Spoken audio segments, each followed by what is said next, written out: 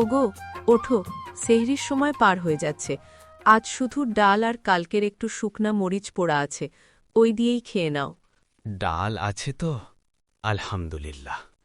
আয়েশা, তানভীর আর অপু কি জেগেছে? ওদের একটু দুধ ভাত দিতে পারলে ভালো হতো। দুধ কোথায় পাব? ঘরের কোনায় যে 1 পোয়া চাল ছিল, তা দিয়েই সেহরি করছি। রমজান মাস এলে জিনিসের দাম যেভাবে বাড়ছে, তাতে দুবেলা ভাত জোটানোই দায়।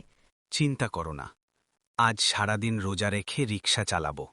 দেখি যদি কিছু বাড়তি ভাড়া পাই। ফেরার সময় বাচ্চাদের জন্য অন্তত একটা তরমুজ আর কিছু জিলাপি আনব। তানভীর কাল খুব কান্নাকাটি করছিল জিলাপি খাবে বলে। Here you are, my dear.